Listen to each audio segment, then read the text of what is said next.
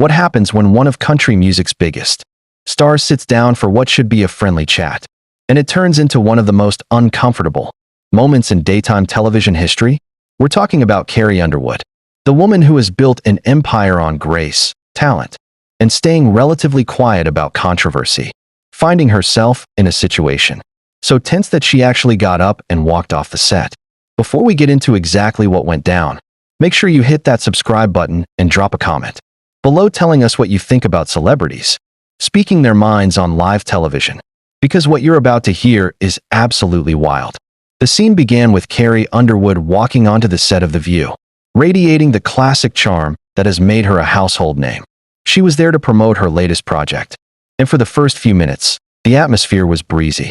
Whoopi Goldberg led the conversation with questions about Carrie's music and creative evolution, while Sarah Haynes touched on the relatable challenges of balancing a massive career with motherhood. Carrie was relaxed, smiling, and giving heartfelt answers that clearly resonated with the studio audience. However, the energy shifted palpably when Joy Behar leaned forward. Anyone who watches the show regularly knows that this specific physical cue from Joy usually signals a pivot toward more contentious territory. Joy's smile didn't quite reach her eyes as she brought up headlines regarding Carrie's recent public statements on faith and traditional values. While Carrie initially met the inquiry with a polite nod, her posture stiffened. Joy didn't waste time asking if Carrie felt she was out of touch with a changing country. The studio grew silent as the audience waited for the response. Carrie defended her right to her beliefs, stating that having values doesn't make one out of touch, and that she wasn't interested in telling others how to live.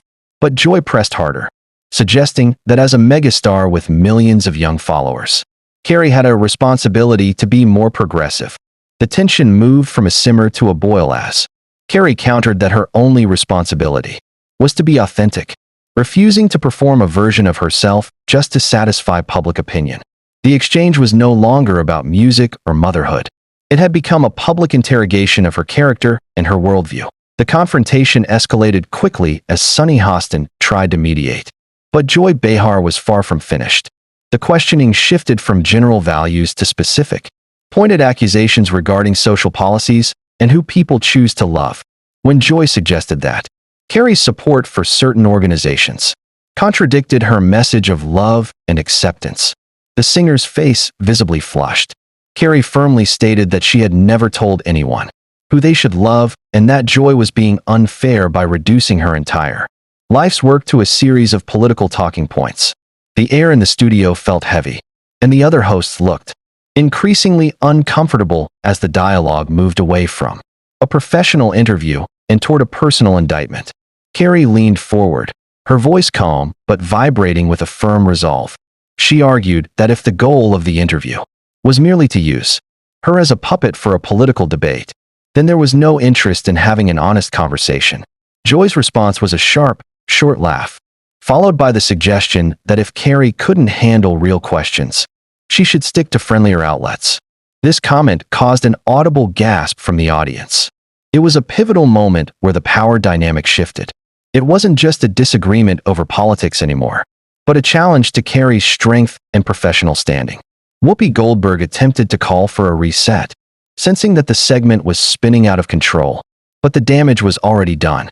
Carrie began shaking her head, clearly feeling that she was being misrepresented and attacked rather than interviewed. She pointed out the difference between answering tough questions and being subjected to accusations. Joy, however, maintained her stance, insisting she was simply pointing out the contradictions in Carrie's life, specifically the balance between her Christian conservative fan base and her mainstream success. To Joy, this was about accountability for a public figure's influence. To Carrie, this was a violation of the good faith she had brought to the set. The gap between their perspectives was widening by the second, and it became clear that neither woman was willing to concede an inch of ground. The interview had reached a point of no return where the original purpose of the visit, celebrating music and a new project, was completely buried under the weight of a cultural clash. In a move that stunned both the live audience and the viewers at home, Carrie Underwood didn't wait for a commercial break or a change in topic. She calmly stood up, signaling that she had reached her absolute limit. She wasn't dramatic. There was no shouting or throwing of equipment, which almost made the moment more powerful. She simply looked at Joy and explained that she had come expecting a real conversation, but instead found herself in the middle of an ambush. The studio fell into a state of complete chaos.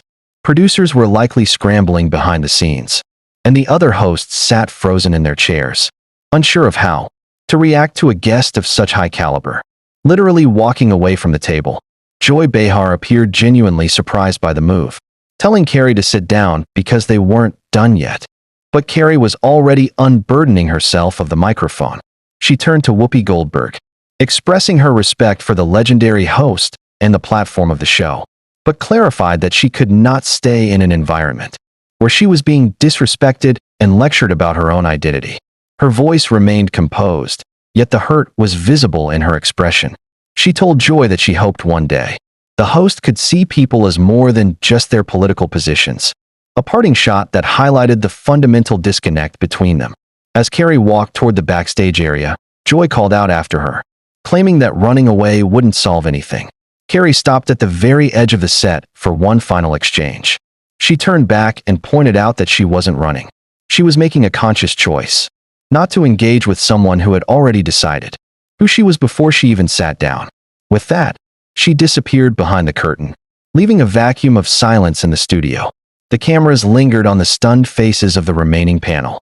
Joy sat with her arms crossed, looking defiant but perhaps a bit shaken by the sudden loss of control.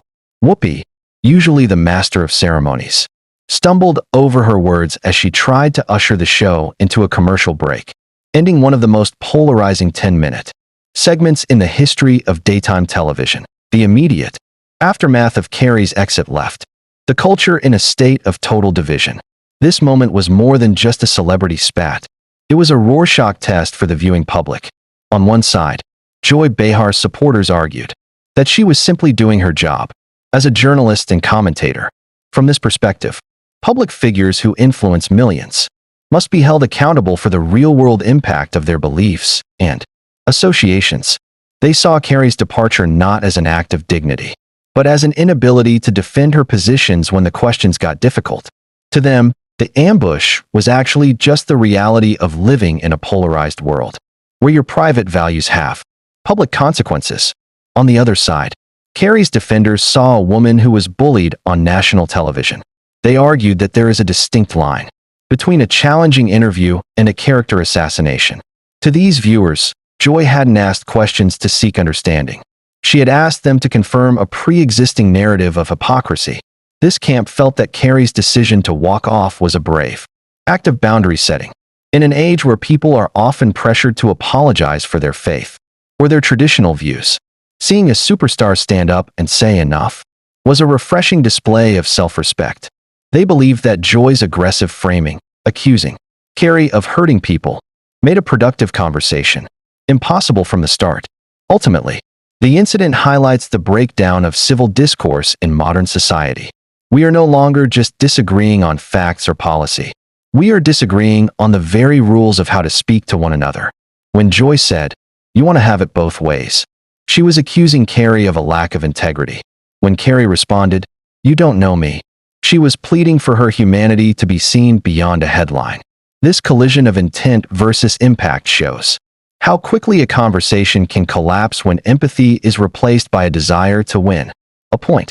Both women likely left that set feeling like the hero of their own story, and the audience followed suit, retreating into their respective corners. So what do you think? Was Joy out of line for pushing a guest on her own show? Or was Carrie wrong to leave before the segment was over? Can a celebrity truly have it both ways? Or does fame require you to answer for every belief you hold? Drop your thoughts in the comments below. And don't forget to subscribe as we continue to dive into the moments where entertainment, faith, and politics collide in the most unexpected ways.